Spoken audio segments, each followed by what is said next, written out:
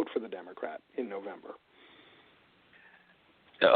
And what are your thoughts about a Democrat that might also come from that billionaire kind of philosophy? Because we do have that last-minute entry, and that's whether some people are afraid that there might be two billionaires going against each other, and I'm not too sure that how I feel about that. I'm not a fan, but again, if Bloomberg is the nominee, I will vote for him. I probably won't work for him. If Warren or Sanders is the nominee, I'll work hard for them. But I doubt that I would work hard for Biden or for Bloomberg.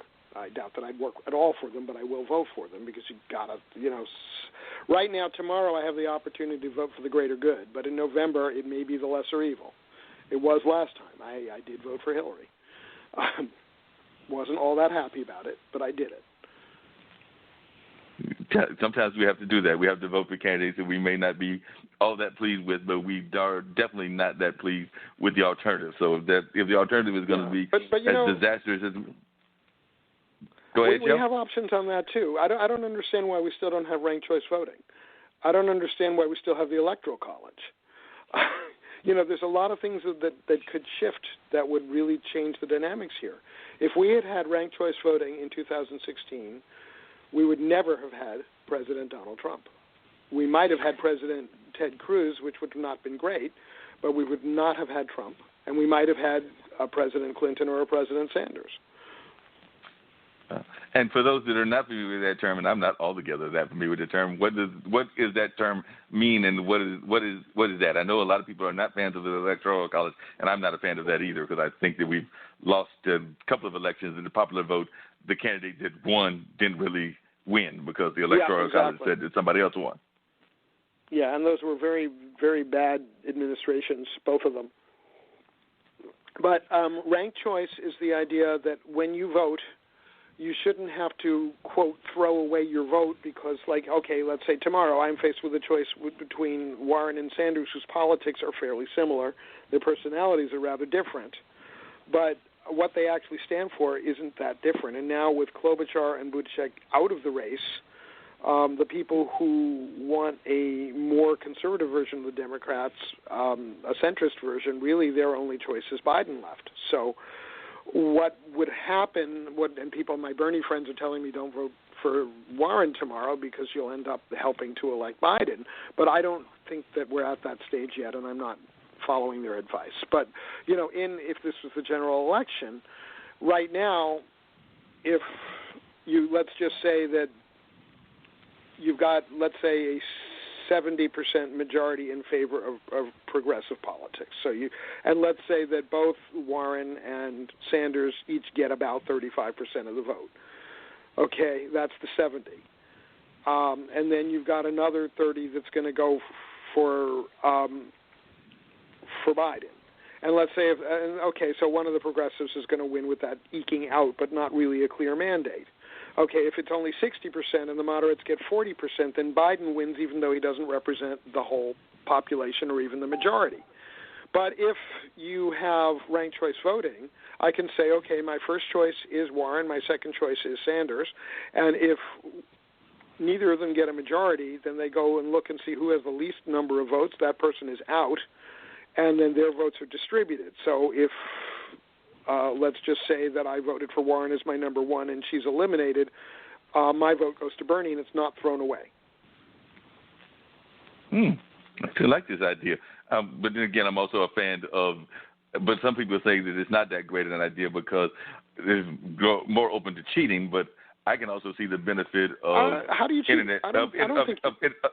No, not the ranked choice voting, but of internet voting, because I think that that's the way that we can get closer to the better percentage of voting. Internet voting. I agree that internet voting is far too hackable, and I also think that the Democrats should have pushed through mandatory hand-countable paper ballots years ago when they had the chance in 2009.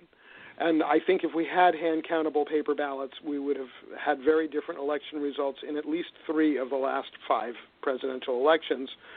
And those ballots should be counted by hand. And, I don't understand why we need to have the results announced 10 minutes after the polls close. Take the time, count the votes, have monitors there to make sure they're being counted accurately, and have a fair election, and have something that can't be hacked.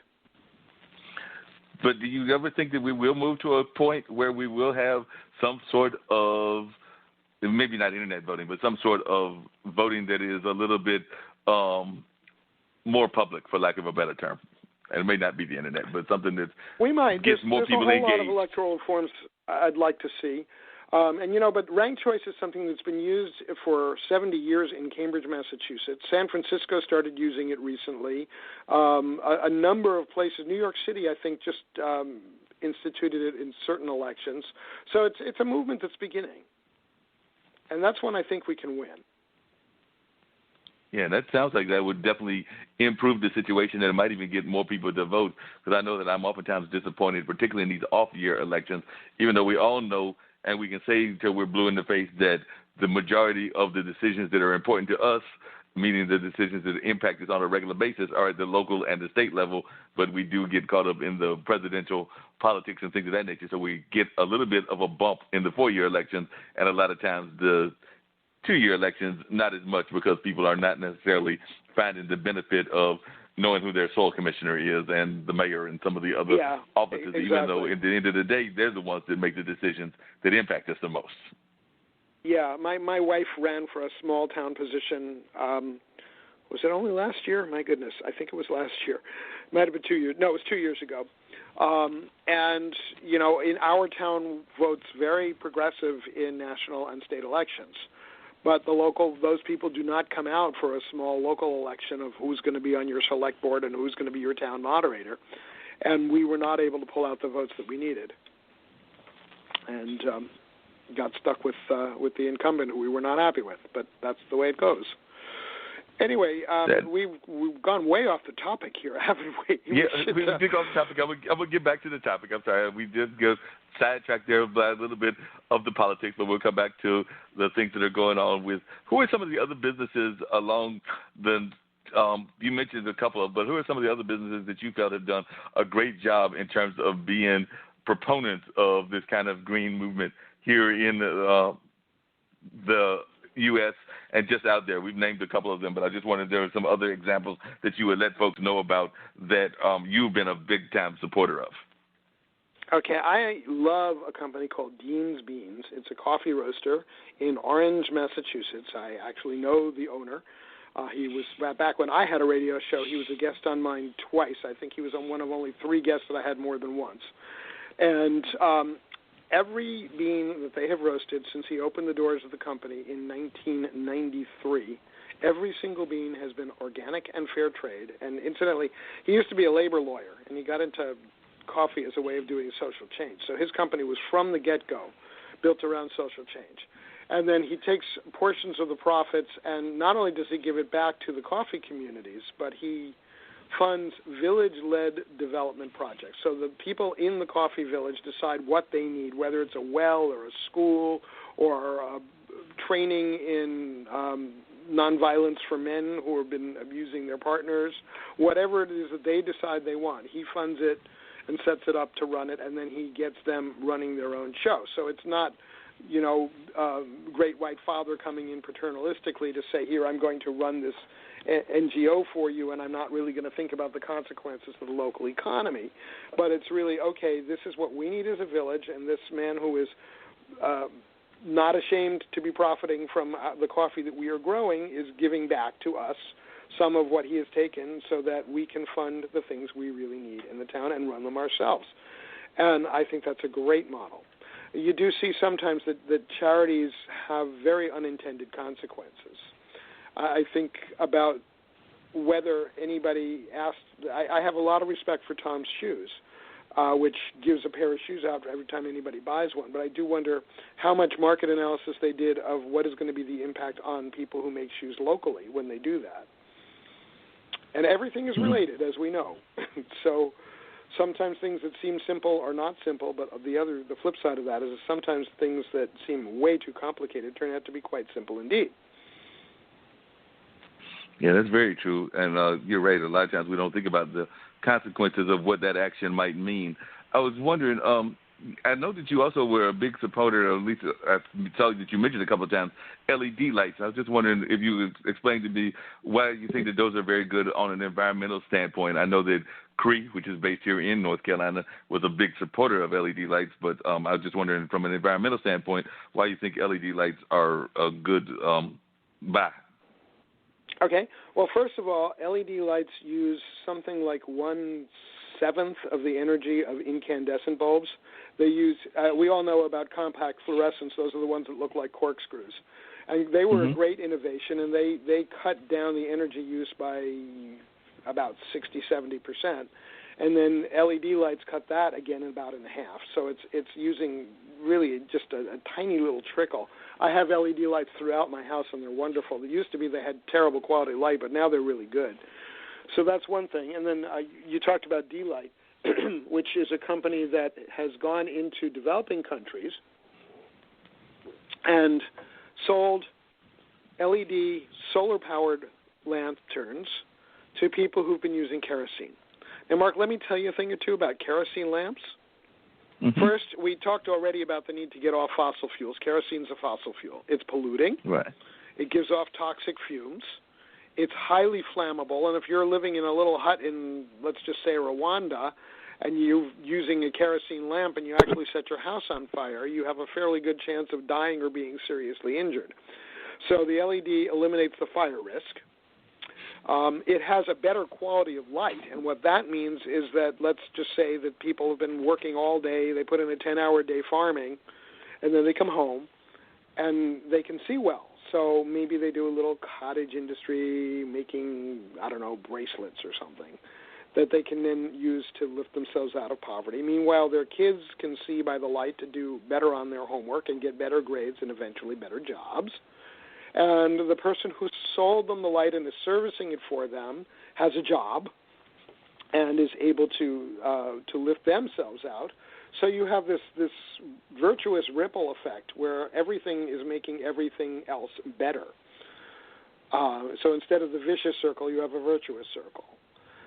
So this little, I should mention that many of these companies are selling these on time payments. So they figure out what you were paying for your kerosene. Let's say it's $2 a month and your family income is $25 a month.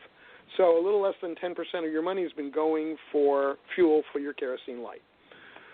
When you switch to the solar one, that fuel cost goes away, but you still have to pay for the light. So let's say they say, okay, the same $2 you've been paying, we'll take that for 10 months, and then you're done. You own the lamp free and clear, and you have 10% more disposable income and better light and no toxicity and no fire hazard. Wow. I talk about that extensively in Guerrilla Marketing to Heal the World, by the way. I go into some detail on that with numbers of how the impact was of one company's doing this. No, and that's definitely what we need to see is more companies doing that kind of work. Now, I was wondering, how do you feel that our education system is doing in terms of teaching these kind of green philosophies? I know that we do a really good job of teaching kids, particularly in this day of gig economies, that, going into business is a wonderful thing. And I'm thinking about friends of mine that do things like Dash and Uber, and that's just two examples of gig jobs. I mean, there's all kinds of gig jobs out there. But I sometimes wonder if both on the grade school level and on the college level, if we're doing any kind of good job in terms of teaching these kind of green philosophies in terms of it being a good way of doing business. And if there are good colleges that are doing this, I imagine they're probably like Antioch, because Antioch's a liberal college, might do a really good job of doing these kind of things. I'm Antioch class of 77. And I have some friends that graduated from Antioch, so I'm imagining that they probably do some good things like that. I went to Marquette, and it's a Jesuit school, so they may have some business kind of acumen in terms of these kind of things. But I imagine that a lot of our colleges and definitely a lot of our grade schools are not doing that great a job of teaching these kind of thoughts. So I'm just wondering how, as you're going around the nation and even the world talking to people about becoming more green aware as you are being an entrepreneur, how we're doing in terms of educating our greater public. Well, I think actually the business schools have gotten a lot better about this in the last 10 years or so, 15 years or so. I go to a lot of conferences. They all have tables there. My wife just retired from teaching at the business school at University of Massachusetts, and that's an enormous state university with like 5,000 students, and they have a very green campus. They actually have a permaculture farm on the campus supplying many of the vegetables. Their dining halls win awards for their good food. I used